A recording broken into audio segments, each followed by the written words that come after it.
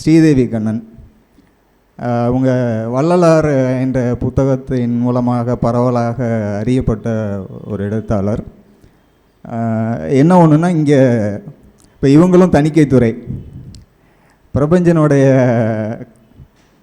கட்டுரைகள் குறித்து பேச வந்திருக்கிற 2 பேருமே தணிக்கைத்துறையிலிருந்து வந்திருக்கிறாங்க. அது தற்செயலானது. இப்போது ஸ்ரீதேவி கண்ணன் அவர்களை பேச அழைக்கிறேன்.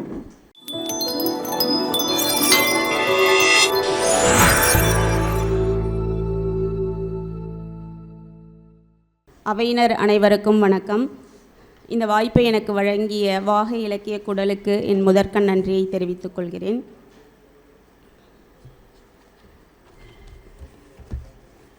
மேன்ஷன் வாழ்க்கை இவர் எனக்கு முன்னாடி பேசின சார் சொல்லிட்டு போனார். நான் திரும்பியும் அதே இடத்துலேருந்தே ஆரம்பிக்கிறேன். பிரபஞ்சன் சார் சென்னையில் 7 ஆண்டுகள் மேன்ஷனில் வாழ்ந்திருக்கிறாரு. மேன்ஷன் அதை அவர் சொன்ன மாதிரி சவப்பெட்டி அப்படின்னு சொல்கிறாரு. ஒரு சவப்பெட்டி ஒரு மனிதன் நீட்டி படுக்கும் அளவே கொண்டவை சவப்பெட்டிகள். சவப்பெட்டிக்குள் நபர்கள் திரும்பி படுப்பதில்லை. கால்களை அகலப்படுத்தி கொண்டு ஓய்வெடுக்கும் உரிமை சவங்களுக்கு இல்லை அப்படின்னு சொல்கிறாரு. அவர் சொன்ன போலவே உங்கள் மனம் அல்லது உங்கள் நாற்றத்தை உங்களையே அனுபவிக்க செய்யும் அப்படின்னு சொல்கிறார். நானும் இதே சென்னையில் இதே 7 ஆண்டுகள் எனக்கும் விடுதி வாழ்க்கை. அவர் மேன்ஷன் வாழ்க்கைன்னு சொல்கிறார், எனக்கு விடுதி வாழ்க்கைன்னு எனக்கு அது சம்மந்தமாக நானும் ஒரு கவிதை எழுதியிருந்தேன். அதை ஸ்ரீ சார் ஆங்கிலத்தில் மொழிபெயர்த்திருந்தார். அதை மட்டும் வாசிச்சிடுறேன். சிறை கைதியின் படுக்கை மேடையொத்தோ உள்நோயாளியின் கட்டிலொத்தோ புரள்வதற்கு வாகற்ற படுக்கை உருண்டு படுத்த உடல்கள் கேலி செய்கின்றன அவ்வறையை. போர்வைக்குள் காதலனோடு பேசிக்கொண்டிருக்கிறாள் ஏஞ்சலினா. சன்னை இசை அல்லது பேரிரைச்சலோடு மாற்றி மாற்றி ரீல்ஸ் தள்ளுகிறாள் ரீட்டா. துவைத்தும் மடிக்காத துணிமேட்டிலிருந்து கம்ஃபர்ட்டின் பூக்கள் வாசத்தை உதிர்த்து கொண்டிருக்கின்றன. ஊடாக திக்கெட்டாய் சிதைந்து கிடக்கும் ஆடையிலிருந்து வியர்வையின் துர்நாற்றம். ஒழுங்கற்ற அவ்வறையில் கலைந்து கிடக்கும் புத்தகங்களிலிருந்து ஹோலூப்பை உருவுகிறேன். சுத்தியலால் தண்டவாள கம்பிகளை தட்டி விடுகிறது தேநீர் காலை. ஹோலூப்பை விட்டுவிட்டு டம்ளரை தூக்கி கொண்டு அடுப்பறை நோக்கி அணிவகுக்கிறேன். பிரபஞ்சன் சார் அதை சவப்பெட்டியோடு சொல்கிறார். நான் அதை ஒரு சிறைவாசமாக சிறை கைதியோடு ஒப்பிட்டு எழுதியிருந்தேன். இது புறவயமாக அந்த ஒரு மேன்ஷன்றது எப்படி இருக்கும் அப்படின்றது. அகவயமாக அந்த மேன்ஷன் அவருக்குள்ளே என்ன மாற்றம் ஏற்படுத்துச்சுன்னு நான் அந்த இடம் ரொம்ப ரசித்த இடம். மேன்ஷன்கள் விட்டேற்றித்தனத்தை உருவாக்கும். கொஞ்சம் காமம், கொஞ்சம் துறவு, கொஞ்சம் கோபம், கொஞ்சம் எதிர் உணர்வு, லேசான ரவுடித்தளம் கலந்த மன உணர்வாக இருக்கும் அப்படின்னு சொல்கிறாரு. குமுதத்தில் குவார்டர்ஸ் கிடச்ச பிறகு தான் அவருடைய மேன்ஷன் வாழ்க்கை முடிவுக்கு வருது. அப்புறம் புதுச்சேரி அப்படின்னாலே மது எந்த பாத்திரத்தில் நிலத்துக்கு அடியிலேருந்து நீரை கொண்டுட்டு மது மேலே கல் வருதுன்றதுனால அந்த கல்லை குடிக்கிற பாத்திரம் யார் எந்த வகையான எவ்வளோ ஃபேன்சியான கிளாஸஸ் பயன்படுத்தினாலும் பிரபஞ்சன் சார் அதுக்கு திருப்பி செலுத்துகிற நன்றியாக இருக்கும். மண் கலையத்தில் தான் குடிக்கணும் அப்படின்னு சொல்லுவார். 9ஆவதுலேருந்து 10ஆவது போகும் அந்த ஆண்டு லீவில் தான் முதலாக குடிக்கிறாரு. அப்படி குடிச்சிட்டு யாருக்கும் தெரியாத மாதிரி ரொம்ப ஸ்டெடியாக ரோட்டில் நடந்து போகிறாரு. அப்படி போகும்போது ஒரு சைக்கிள் அவர் மேலே முட்டி நிற்கிது. மங்களா ஏதோ இவங்க சொந்தக்காரங்க தான் அப்படின்னு மட்டும் இவருக்கு தெரியுது, ஆனால் யாரும் தெரியல.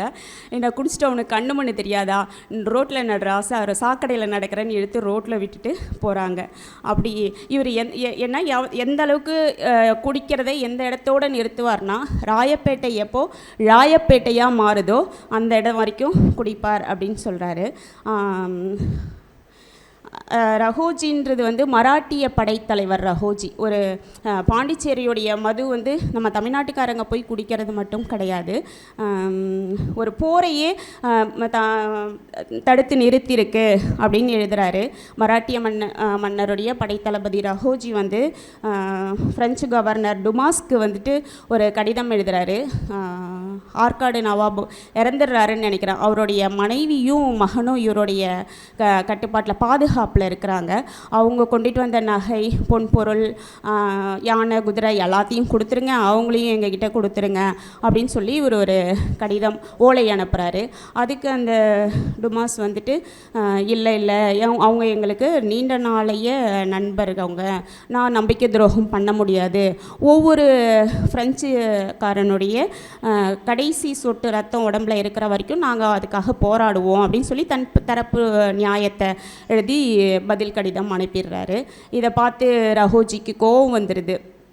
உடனே நீங்கள் வருஷத்துக்கு 6,000 கோடி 6 கோடியோ என்னமோ அபராதம் கட்டணும்னு சொல்லிட்டு பதில் ஓலை எழுதி ஒரு தூதுவர் கையில் கொடுத்து அனுப்புகிறார்.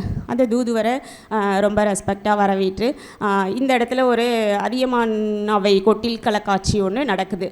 எல்லாத்தையும் சுற்றி பார்த்த தூதுவருக்கு சாட்டிஸ்ஃபை ஆகிடுறாரு. இவர் உடனே ஒரு 10 ஐரோப்பாவிலேருந்து வரவழைக்கப்பட்ட உயர்தர பானம் ஒரு 10 பாட்டிலை கொடுத்து ரஹோஜிக்கிட்ட கொடுத்துருங்க அப்படின்னு சொல்கிறாரு. இதை எடுத்துகிட்டு போனவர் கடைசியில் ரஹோஜி குடிக்கலாம், அவங்க ஒய்ஃப் குடிச்சிருக்கிறாங்க. 10 நாள் டெய்லி ஒன்றுனா குடிச்சிட்டு இதை சூப்பராக இருக்குது, எனக்கு இதே தான் திரும்ப வேணும்னு கேட்குறாங்க. இங்கேயா இவர் பகை நாட்டுக்காரரு, என்னடா பண்ணுறது, இவங்கிட்ட போகிறதா, இந்த பக்கம் பேரழகி, மனைவி, காதலி, பொண்டாட்டி முக்கியமாக போர் முக்கியமானு பார்த்தா இவருக்கு பொண்டாட்டி தான் முக்கியமாக தெரிஞ்சு திரும்ப தூதுவன் அனுப்பி 30 பாட்டில் வாங்கி குடிக்க வச்சுருக்காரு. அதன் பிறகு என்ன நடந்ததுன்னு எந்த வரலாற்றாளர்களும் எழுதலை. ஆனால் ஒரு போரை தடுத்திருக்கிறதா பிரபஞ்சன் சார் எழுதுகிறாரு. தெருக்கள், அது புதுவையோடைய தெருக்கள் பற்றி எழுதியிருப்பார். ஒரு வீட்டுடைய குளம் போட்டு தெருவிலேருந்து தான் நம்ம ஒரு வீட்டை கொண்டாடுறோம். ஒரு உப்பு வணிகன் தான் மொழியை கடத்தினா, கலாச்சாரத்தை கடத்தினா, நாகரிகத்தை. எந்த தெரு வழியாக வைதிகம் உள்ளே வந்ததோ அதே தெரு வழியாக தான் இந்த சாதிய வேறுபாடுகளும் உள்ளே வந்திருக்கு அப்படின்னு சொல்லிட்டு தன்னுடைய புதுவை தெருக்கள் 2 தெருக்களை பற்றி மட்டும் இங்கே சொல்லிடுறேன்.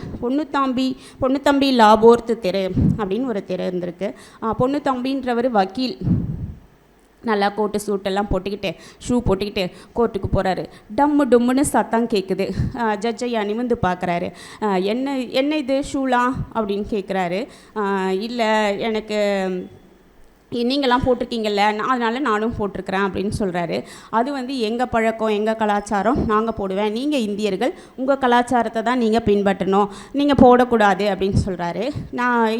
ஐயா நீங்கள் சொல்கிறது சரிதான், அது எங்கள் கலாச்சாரமாக இருந்தாலும் என் தொழில் கலாச்சாரம் இது, நீங்கள் பின்பற்றுறது தான் நான் பின்பற்றுவேன், நானும் ஷூ போடுறேன் அப்படின்னு சொன்னார். இனிமேல் ஷூ போட்டுட்டு கோர்ட்டுக்குள்ளே வரக்கூடாது அப்படின்னு சொல்லிடுறாரு.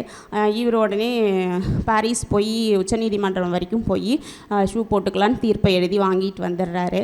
கோர்ட்டுக்கு வந்தால் அதன் பிறகு ஜட்ஜு அவர் இடுப்பும் கீழே பார்க்க மாட்டார் அந்தளவுக்கு. இதில் பொண்ணுத்தம்பி லாபோர்த் தெருன்னு இருக்கு இல்லைங்களா, அந்த லாபோர்த் அப்படின்ற வார்த்தைக்கு அர்த்தம் கதவு. மேற்கத்திய கலாச்சாரத்தை இந்தியர்களும் பின்பற்றலாம்ன்ற கதவை திறந்து வைத்தவர் பொண்ணுத்தம்பி. அதனால் பொண்ணுத்தம்பி லாபோர் தெரு. இன்னும் ஒரு தெரு பேர் கைனிய பிள்ளை தெரு. கைனிய பிள்ளை ஒரு சீஃப் செக்ரட்டரி அளவுக்கு ஒரு உயர்ந்த பதவியில் அங்கே இருக்கிறாரு. அவர் அந்த அப்போதைய புதுச்சேரி கவர்னர் எபேர். எபேருக்கும் அவருக்கும் இவர் நிறைய காசு லஞ்சம்லாம் கேட்குறாரு. அது அவர் ஒத்துழைக்கல அதுக்கு கைனிய பிள்ளை. அப்போது இல்லாத திருட்டு பட்டம் இல்லாத குற்றச்சாட்டெல்லாம் அவர் மேலே சுமத்தி சட்டை இல்லாமல் 50 கசையடிகள், 5000 அபராதம், 3 ஆண்டு சிறை தண்டனை. இதை முடிச்சுட்டு வெளியில் வந்துட்டால் திரும்ப 4000 அபராதம், அப்புறம் மொரீஷியஸ் தீவுக்கு நாடு கடத்துறதுன்னு ஏகப்பட்ட தண்டனைகள் ஒருத்தர் மேலே எழுதி அவரை திருட்டுப்பட்டம் சுமத்தி ஒரு தீர்ப்பு எழுதிடுறார் எபோர். அது கேட்டால் அங்கே பிரெஞ்சு வணிகர்களுக்கே அந்த கோபம் பொறுக்கலை. என்னடா இப்படி பண்ணிட்டாரே அப்படின்னு சொல்லிட்டு என்ன நடந்துச்சு, அவர் மேலே கைனிய பிள்ளை மேலே குற்றம் இல்லாதது, இவர் எழுதின தீர்ப்பு எல்லாத்தையும் டீட்டெயில்டாக ஒரு லெட்டர் எழுதி அவருடைய பையன் 20 வயசு பையன்தான் அவர் கையில் கொடுத்து ஆளுக்கு கொஞ்சம் காசு கலெக்ட் பண்ணி கையில் கொடுத்து கப்பல் ஏற்றி விடுறாங்க. நீ போய் பேசிட்டு பார்த்து கொடுங்க, அங்கே போய் கொடுங்க அப்படின்னு சொல்லி இந்த பையனும் போகிறாப்படி. தெருவெல்லாம் பிச்சைக்கார மாதிரி ரொம்ப இன்னும் கஷ்டப்பட்டு யார் காலையோ விழுந்து அந்த மூலியமாக அப்படியே போய் சம்மந்தப்பட்டவரை அடைஞ்சி அங்கேருந்து ஒரு குழு அமைச்சு இவரை எபேரை கைதியாக திரும்ப ரீபேக் பண்ணிக்கிறாங்க பதவியிலேருந்து எடுத்துகிட்டு. அதே அதுலேயும் இங்கே ரான் அப்படின்ற ஒரு பெண்ணை பற்றி அவர் டீட்டெயில்டாக சொல்லலை. ரான்ற பெண்ணு வந்து பிரபஞ்சனுக்கு, அந்த கேரக்டர் வந்து பிரபஞ்சனுக்கு ரொம்ப பிடிச்ச ஒரு கேரக்டராக எப்படி பார்க்குறாரு அப்படின்னா, அந்த பொண்ணை வந்து 13 வயசில் வேன்சான் அப்படின்ற ஒருத்தருக்கு கட்டி கொடுக்குறாங்க. அவரும் ஃப்ரெஞ்சு கவர்மெண்ட்டில் ஒரு பதவியில் இருக்கிறாரு. ப்ளஸ் வியாபாரம் செய்கிறாரு.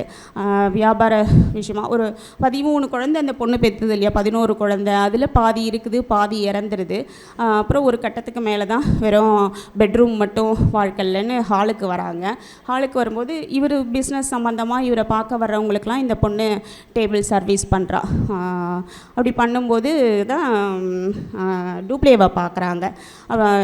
திடீர்னு டூப்ளேவுக்கு சந்திரநாகூருக்கு ட்ரான்ஸ்ஃபர் ஆகிடுது.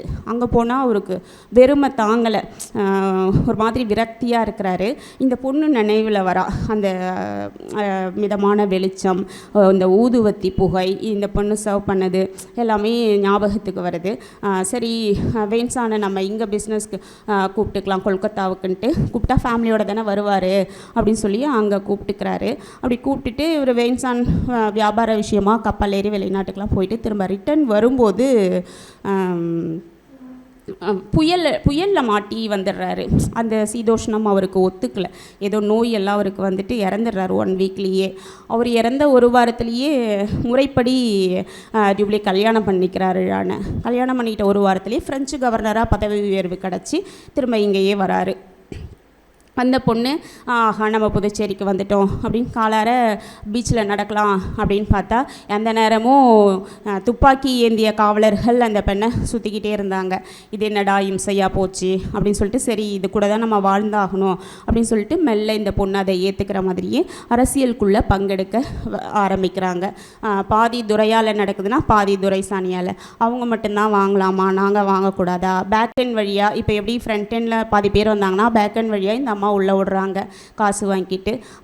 அனந்தரங்கன் பிள்ளை நாட்குறிப்பில் கூட அந்த அம்மா காசு இல்லைன்னா வாய் திறக்க மாட்டாங்க அப்படின்ற மாதிரி இருக்கும் அப்படின்னு சார் பிரபஞ்சன் சார் எழுதுகிறாரு. அப்படி இப்போ நான் துரை மட்டும்தான் வாங்கலாம், துரைசானி வாங்கக்கூடாதுன்னு அந்த அம்மா தனக்கு தெரிஞ்ச அரசியல் அவங்க நடத்துகிறாங்க. ப்ளஸ்ஸு ஆங்கிலேயர்களுக்கும் ஃப்ரெஞ்சுக்காரங்களுக்கும் நடந்த போரில் வந்துட்டு அங்கே இருந்த செட்டியாருங்கெல்லாம் ஊரை காலி பண்ணிட்டு போயிடுறாங்க. இந்த அம்மா என்ன பண்ணுறாங்க, அந்த மாதிரி வீடுங்களில் தாழ்த்தப்பட்ட மக்களை கொண்டு வந்து குடி வைக்கிறாங்க. இதுதான் இவருக்கு ரொம்ப ஹைலைட்டு பிடிச்சிடுது. இப்படி இருந்துகிட்டு இருக்கும்போது அந்த அம்மாவுக்கு 12வது குழந்தையா, டியூப்ளேவுக்கு முதல் குழந்தையா ஒரு ஆண் குழந்தை பிறக்குது. சர்ச் மணி அடித்து எல்லாருக்கும் இனிப்பெல்லாம் சக்கரெல்லாம் கொடுத்துட்ட பிறகு அந்த குழந்தை இறந்துருது. அதே டைமில் அவரை ரீபேக் பண்ணிக்கிறதா ஃப்ரெஞ்சிலேருந்து லெட்ரு வந்துருச்சு. உன்னை வியாபாரம் செய்ய அனுப்புனா நீ நாடு பிடிக்கிறதுல இறங்கின, நாடு பிடிச்சா கூட பரவாயில்ல, ராபர்ட் கிளைவை வளர்த்து விட்டுட்ட, நீ தோத்த இடம் சரியில்லை அப்படின்னு சொல்லி கிட்டத்தட்ட கைதியாக அவர் கப்பல் ஏறுறாரு. இந்த ராணுடைய பொண்ணுங்கள்லாம் மருமகனுங்கள்லாம் நீங்கள் இங்கே இருந்துருங்கம்மா, நாங்கள் பார்த்துக்குறோன்னு சொல்கிறாங்க. ஆனால் இவ தன்னுடைய வாழ்க்கையை ஒரு கைதியோடு இணைச்சிக்கிட்டு கப்பல் ஏறுறாங்க. கப்பல் ஏறி அங்கே போனால் அந்த நாட்டோடைய சீதோஷ்ண குளிர்லாம் அவங்களுக்கு ஒத்துக்கலை.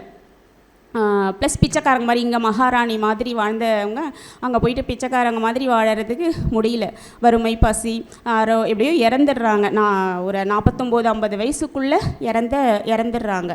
அப்படி அதாவது குற்றம். ஆனால் சாகரத்துக்குள்ளே நான் புதுவை வந்து தான் இறக்கணும் அப்படின்னு தன்னுடைய தோழி ஒருத்திக்கு லெட்டர் எழுதிட்டு, ஆனால் அங்கேயே தான் இறந்து போயிடுறாங்க. வரலாற்றாளர்கள்லாம் அரசியல் பிழைத்தார் அப்படின்னு சொல்கிறாங்க. இவர் ஏன் அது நெகட்டிவாக நினைக்கிறாருன்னா, அரசியலே ஆரம்பம், இடைக்கடை என எல்லாமே பிழையாகி போன அரசியலில் இவர் மட்டும் பிழைத்தார்னு சொல்கிறதோ பிழைன்னு சொல்கிறதோ தவறு. அவங்களுக்கு தெரிஞ்ச பெண்ணே அரசியல், ஆண்கள் மட்டுமே அரசியல் செய்த காலத்தில் தனக்கு தெரிஞ்சதை வச்சு அந்த அம்மா அரசியல் பண்ணது உயர்வு தான் அப்படின்னு சொல்லி பிரபஞ்சன் சார் எழுதுகிறாரு. அடுத்து அவருக்கு இப்போது நைட் 8 காதல் பற்றி சொல்கிறாரு. ஒரு பையன் வந்துட்டு, ஒரு அம்மா அப்பா ஒரு குடும்பம் உட்காந்து சாப்பிடுது. அந்த பையன் சாப்பிட ஆரம்பிக்கும் போது தன்னுடைய காதலை மெல்ல சொல்கிறான். அப்போ நான் இந்த பொண்ணை காதலிக்கிறேன் அப்படின்னு சொல்லிட்டு அந்த அப்பா ரசம் சோறு வர்றதுக்குள்ளே எந்த மண்டபம் வச்சுக்கலான்டா, எத்தனை பேரை கூப்பிடலான்டான்னு கேட்குறார். அவ்வளோ ஈஸியாக போயிடுச்சு இன்றைய காதல். அவருடைய காலகட்டத்தில் காதல்ன்றது வீட்டுக்குள்ளே ஒரு பாம்பு வந்த மாதிரி அலறி அடித்து துடித்து பதற்றமாயிடுவாங்க. அப்படியான ஒரு காலகட்டத்தில் இவருக்கு சுமதி என்ற பெண்ணோட காதல் இருந்திருக்கு. அந்த பொண்ணு அவங்க அப்பா கஷ்டப்பட்டு சம்பாரித்து அனுப்புறதெல்லாம் இவர் காதல் செஞ்ச நேரம் போக படிக்கவும் செஞ்சுருக்கிறாரு. 4 ட்ரெஸ்ஸு, சென்ட்டு மாதத்துக்கு நல்லா தும்னு தான் இருந்திருக்கிறாரு.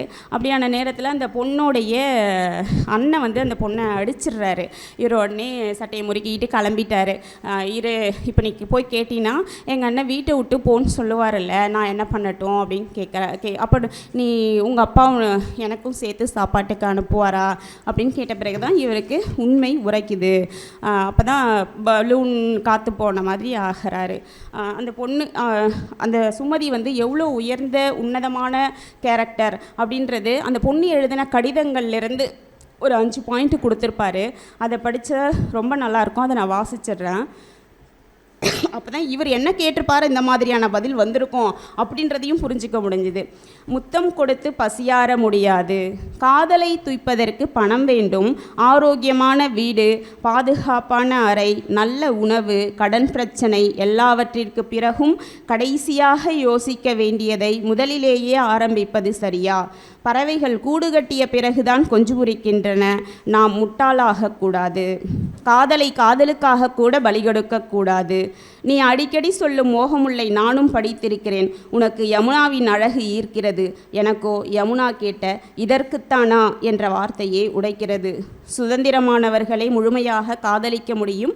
அடிமைகளுக்கு காதல் வேகாத உணவு அல்லது ஆரோக்கியமற்ற உணவு அப்படின்னு சொல்கிறாங்க. இவ்வளோ நல்ல பெண்ணை விட்டுருவாரா, கல்யாணம் பண்ணிக்கலான்னு தான் முடிவு பண்ணி போய் பொண்ணு கேட்கலாம் அப்படின்னு நினச்ச நேரத்தில் அவங்க அண்ணனை போலீஸ் அரெஸ்ட் பண்ணிடுது. என்ன போலீஸ் அரெஸ்ட் பண்ணிட்டுதேன்னு பார்த்தா அந்த உறவுக்கார பெண் ஒருத்தி அவங்க சொந்தத்தில் ஒரு பொண்ணு தாழ்த்தப்பட்ட ஒரு பையனோட ஓடி போயிடுறா. 10 நாளில் கண்டுபிடிச்சி அந்த பையனை சூளையில் போட்டு எரிச்சிடுறாங்க. இந்த பொண்ணை வெட்டி ஆற்றுல போட்டுடுறாங்க.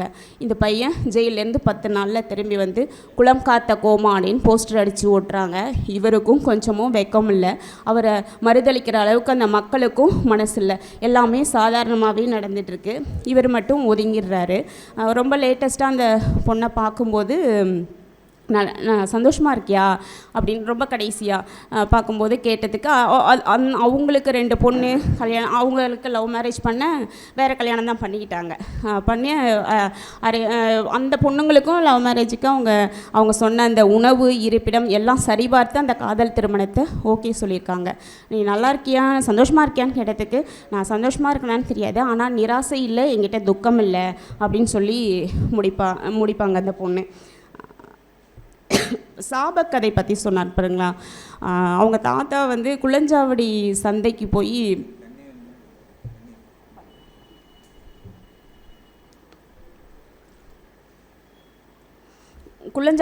போய் மாடு பூட்டிட்டு வந்துட்டு இருக்கும்போது கடலூரில் ஒரு பொண்ணு ஒரு மரத்தின் கீழே நின்று தனியாக நின்றுட்டுருக்குறா.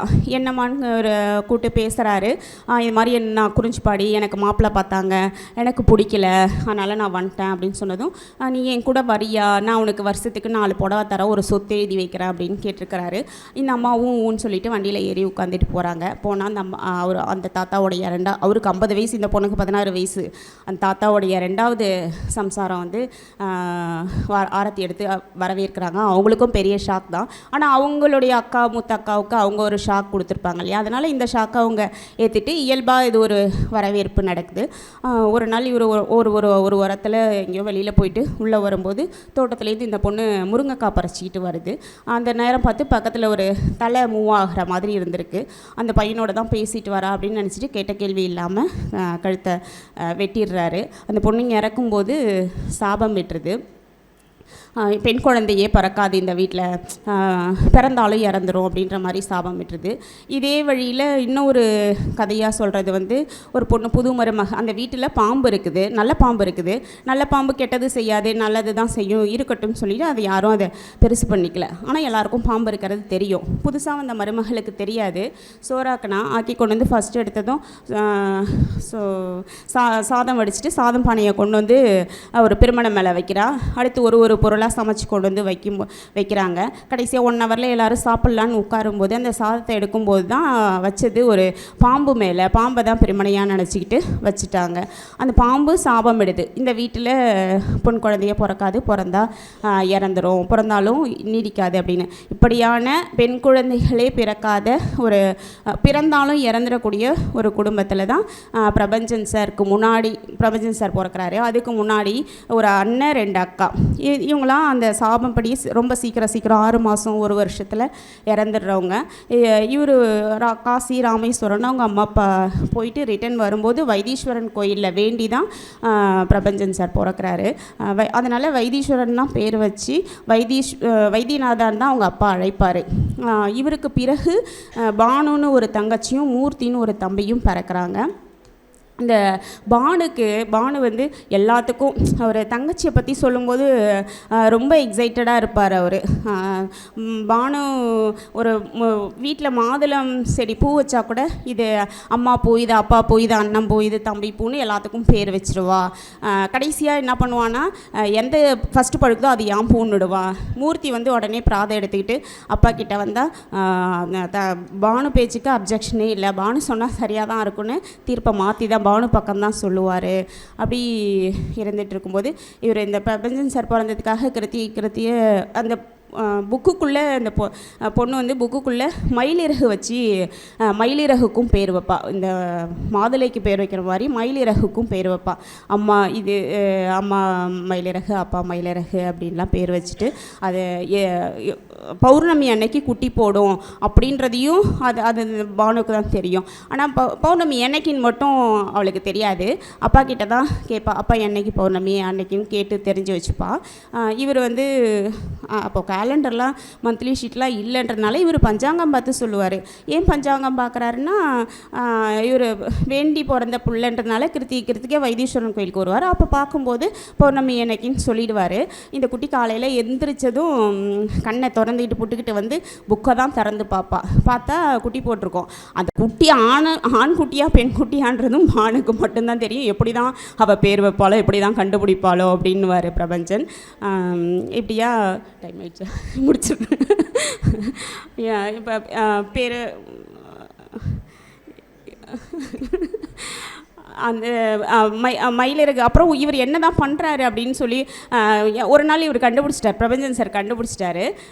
அப்பா தான் இந்த பொண்ணுக்கு உடச்சிட்டு முதல் நாள் நைட்டு, நாளைக்கு பௌர்ணமினா முதல் நாள் நைட்டு அப்பா தான் ஒரு புது குட்டி இறகு அதுக்குள்ளே வைக்கிறார் அப்படின்றத கண்டுபிடிச்சிடுறாரு. என்ன ஒரு சிறுமி அவள் வந்து குட்டி போடலைன்னு தெரிஞ்சிருச்சுன்னா அந்த விளையாட்டுத்தனம் மாறிடும் அவகிட்ட. அது அப்படியே இருக்கட்டும். அந்த இடத்த யார் அந்த விளையாட்டுத்தனம் மாறி அது இல்லைன்னு தெரிஞ்சு அந்த இடத்த ஃபில் பண்ணுறது யார் அப்படின்னு அவங்க அப்பா அந்த குழந்தைய என்கரேஜ் பண்ணுறாரு.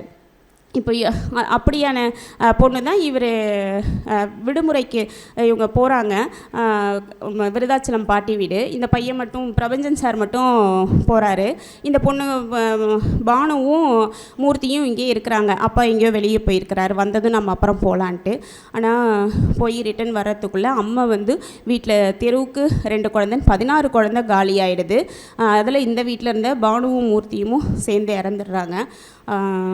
அப்படி ஆனால் அவங்க அம்மாவால் இந்த பானு இறப்ப தாங்கிக்கவே முடியல. அப்பாவாலையும் அந்த அவளுடைய புத்தக பையோட அம்மா எப்பயும் வச்சுக்கிட்டு அழுதுட்டு இருப்பாங்க. வீட்டில் காலை கண்ணுக்குட்டி போட்டால் கூட அம்மா பானுன்னு தான் பெயர் வைப்பாங்க அப்படின்னு சொல்லுவார். இவரும் உன்னுடைய மயிலிறகு குட்டி போட்டிருக்கு வா பானு அப்படின்னு சொல்லி ஒரு உருக்கமாக ஒன்று எழுதியிருப்பார். எப்போ அதிலேருந்து தான் சொல்கிறாரு, ஒரு அறிவும் அந்த பானுவோடைய தாக்கத்தில் தான் அறிவும் ஆரோக்கியமும் நிறைஞ்ச பெண்ணை பார்த்தா எனக்கு பானுவா தோணும் அப்படின்னு சொல்லுவார். எனக்கு அவர் பானுவா நினச்சது மனுஷியவோ அப்படின்னு கூட எனக்கு தோணுச்சு. அப்படி தான் நினச்சி தான் மனுஷியோட பழகினாரோ அப்படின்னு சொல்லிட்டு நிறைய இவரை ரான் அது இல்லாமல் சோமுன்னு ஒரு நண்பரை பற்றி ரொம்ப ரொம்ப உருக்கமாக இருக்கும். அது நல்லாயிருக்கும். ராமுன்னு ஒரு ஐஏஎஸ் ரொம்ப நல்ல எக்ஸ்ட்ராடினரி ஸ்டூடெண்ட், டாக்டர் படிப்பான். அவங்க சொன்ன மாதிரி எல்லாரும் சீட்டு எம்எல்ஏ சீட்டை சட்டப்பையில் வச்சுட்டு நிற்கும் டாக்டர் சீட்டை சட்டப்பையில் வச்சுட்டு நிற்கும் போது இந்த பையன் போய் ஹிஸ்ட்ரி சேர்ந்து ஐஏஎஸ் பாஸ் பண்ணான். இது மாதிரி நிறைய நல்ல நல்ல கேரக்டர்லாம் அறிமுகப்படுத்தி அவரை பற்றி ஓரளவுக்கு எனக்கு வாசித்து பிரபஞ்சன் சார் பற்றி அறிய வாய்ப்பளித்த இந்த வாகை இலக்கிய குடலுக்கு மீண்டும் ஒரு முறை நன்றி கூறி இடம் சார்கிறேன். நன்றி.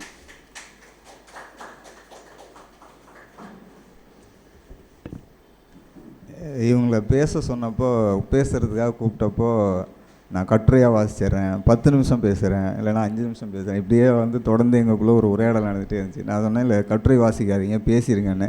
இப்போ நான் பெல் அடித்து நிறுத்த வேண்டியதாகிடுச்சு. அதனால் அது மட்டும் இல்லாமல் அவங்க தொடர்ச்சியாக கட்டுரைகள் எழுதிட்டுருக்கிற ஒருத்தர். அவங்க ராயல்ட்டிலாம் வாங்கின எழுத்தாளர். ஆமாம், அவங்களுடைய இந்த உரை அவங்க நான் எதிர்பார்த்ததை விட நல்லா இருந்தது. ஏன்னா அவங்க கட்டுரையாக தான் அதை ப்ரெசென்ட் பண்ணுறதா சொல்லியிருந்தாங்க. ஸ்ரீதேவி கண்ணனுக்கு இந்த சமயத்தில் நன்றியை தெரிவிச்சுக்கிறேன். அடுத்த இந்த அமர்வினுடைய நிறைவாக